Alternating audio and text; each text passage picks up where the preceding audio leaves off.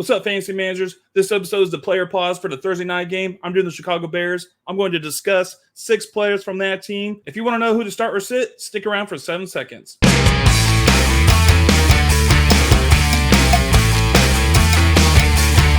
can do it! It's your lucky bastard here, Jason. Today is 10-3, so it's a few days before the Thursday night game, but we're still going to go over some Chicago Bears stuff. All right, so heading into Thursday night, the over-under right now is 44.5. The Bears are 22nd in the league at scoring 18 points per game, and the Commanders are 30th in scoring defense allowed, allowing 30 points a game. Pro Football Network has the Bears' offensive line dead last at 32nd overall, and the Commanders are 22nd in the league and giving up 352 total yards a game. So you got a bad offensive line going up against a bad defense. And the only injury report that I saw going into this game for the Bears is left guard Tevin Jenkins is off IR and has a good chance to play Thursday night. And that is huge news for Khalil Herbert and Justin Fields. All right, now let's just talk about the player pause for the Chicago Bears. And let's start with Justin Fields, which this one's kind of difficult because he's been crappy all year. Then he has a great game against the Broncos. So now we're like, okay, do we play or do we pause him? So I dug into some stuff. I really got into it. This is what I found out. Fields is 0-1 on Thursday Night Football. He lost to the Commanders last year in October. He was 14 for 27, 197 passing yards, 1 touchdown and 1 interception. He was sacked 5 times. But this year, right now, he is quarterback 14, and he's facing the Commanders team that gives up the 26th most fantasy points to quarterbacks. The Commanders, oh my God, we've been saying Commanders like all season just to be funny. All right, now it's like stuck in my head. The Commanders allow the 8th most passing touchdowns, and they're giving up the 2nd most rushing yards to opposing quarterbacks. Interesting. So in the past weeks against the Commanders, week 2, Russell Wilson rushed for 56 yards and finished with 33 points. In week 3, Josh Allen rushed for 46 yards and a rushing touchdown and finished with 20 points. And then just last week, Jalen Hurts rushed for 34 yards and finished with 28 points. So what I'm seeing, it doesn't matter if Justin Fields' completion percentage was 55% before entering week 4. Fields can definitely run, and the Commanders are giving up big games to running quarterbacks. So Fields did have his best game last week against the Broncos. He was 28 for 35, 335 passing yards, 4 touchdowns, 1 interception, 4 sacks. He did run the ball for 25 yards on 4 carries, but he didn't have any touchdowns. Before week 4, Fields hasn't thrown for 250 yards.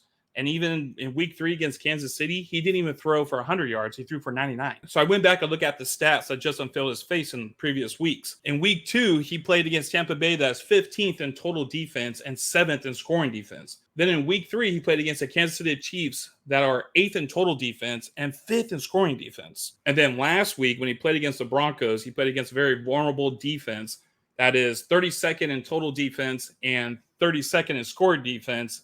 And the Bears put up 28 points against them. So now I want to flash forward to this week, and the Commanders are 30th in total defense and 29th in scoring defense. The Commanders allow 30 points a game.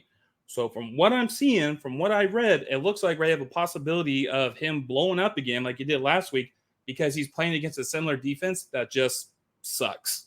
So for a throwback to what I was talking about earlier, where offensive lines, the Bears are ranked 30th and giving up 4.3 sacks a game. And Washington's defense is 7th in the league, averaging 3.3 sacks a game. So because the Bears have a trash O-line and the Commanders' front four is actually pretty good, I believe that Justin Fields is going to have to use his legs a lot to run away out of the pocket. And to add some more stats, Fields has at least thrown 1 touchdown a game, and the Commanders are giving up 230 passing yards a game.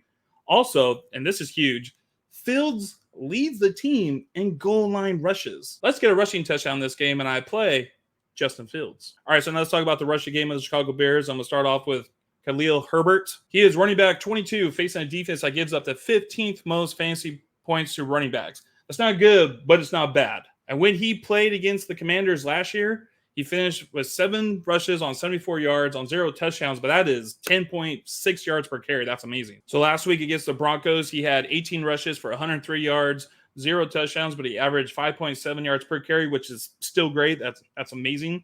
But he did have 4 receptions on 19 yards and 1 touchdown. That is great too. He did that on 5 targets. This was by far his most productive game this year. So Herbert hasn't been playing really well this year. So weeks 1 through 3, he did not rush for more than 35 yards. And the Bears normally play catch up and abandon the run. He does average 3.5 receptions a game. That's good, but it's bad when you're not getting the rushes. They are abounding the rushes, and then he's only getting 3.5 receptions a game. That's not good. So we know the Chicago Bears, they were a run-first team, and they are 13th in the league, and they're averaging 119 yards per game. The Commanders, they give up 4.5 yards per carry and allow 120 rushing yards a game. That is 21st in the league. But the Commanders have only given up 3 rushing touchdowns this season, and they're only allowed 92 total receiving yards to running backs through 4 weeks. And then Herbert hasn't recorded a rushing attempt inside the 5-yard line, and I've only recorded 2 rushing attempts inside the 10-yard line. This game feels like more of a Justin Fields game instead of a Herbert game, so I'm going to say pause, Khalil Herbert. And for the wide receiver core, I want to talk about DJ Moore, the guy I was low on all offseason. I might be still low on him, but we'll see. It's still early, right? So DJ Moore is wide receiver 13, and he's playing a secondary that allows the 27th most fantasy points to wide receivers. So in the last 3 weeks, the Commanders have faced wide receivers like A.J. Brown, who had 175 yards and 37 points, and then Stephon Diggs, that had 111 yards and 16 points, and then Marvin Mims Jr., who had 113 yards and 23 points. And isn't that guy a rookie? DJ Moore is Justin Fields' favorite wide receiver, obviously. Last week, he had 8 receptions on 131 yards, 1 touchdown on 9 targets, and those were all season high against the Broncos. DJ has now back-to-back games with a touchdown, and it doesn't matter if it's garbage time against the Chiefs when it was 41-3 at the time, or if it's first half against the Broncos when it was a blowout. I mean, they did eventually lose that game. That's why the first half. I'm talking about the first half. Fields loves to throw the ball to DJ Moore. Now, yes, a lot of the times those throws are inaccurate, but in this situation, quantity beats out quality. No? Yes. So I went to Next Gen Stats. I looked at DJ Moore's average cushion, which is 7 yards, and his separation average is 2.3 yards, which that isn't great. That's at the bottom of the rank.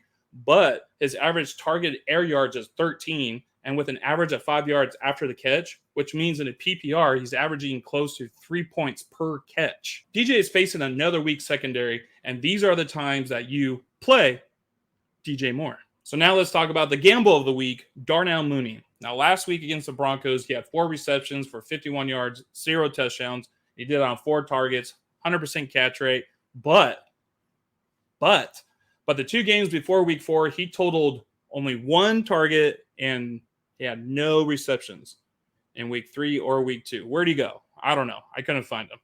Justin Fields couldn't find him either, apparently. The most receptions Mooney has received this year is 4. He's done that twice. He did it week 1, and he did it week 4, but he was not able to top 60 yards in either one of those games. I believe he will get around 4 receptions and around 50 yards again, but I believe he's going to get a touchdown. We got to remember, last week, Justin Fields had 4 passing touchdowns, and if I don't think it's going to go to the running back like it did last week, I believe it's going to have to go to Mooney. Bye weeks are here, and Mooney could get you flex numbers. I press play on Darnell Mooney if you don't have a choice. Now, the third wide receiver, Chase Claypool, I really wanted to start this guy, but I'm just kidding. This guy's not even with the team. Smash the pause button on Chase Claypool. All right, let's finish this thing off talking about our big brother, Kmet, who is tight end 4, but he's going against the number 1 team against tight end scoring. Yeah, Kmet had a pretty good game last week against the Broncos. I think he scored 22 points. But Kmet's points from weeks 1 through 3 before the Broncos game, it was 6.5, 5, and 3.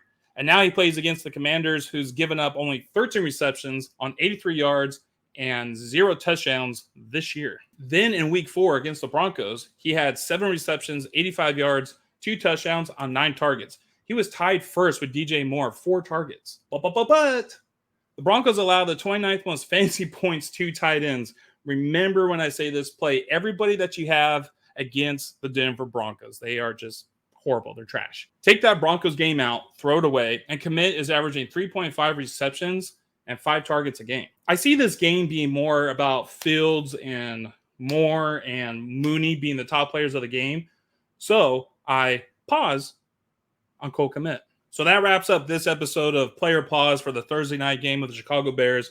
If you're watching this and the 6 players that I go over, I bet it can help you play or pause for Thursday night. If you guys could go ahead and please give us a subscription and please give us a like. It goes a long way, and the people who've already done that, We appreciate it. We love you guys. We got a video coming out tomorrow. Tyler's doing his player pause.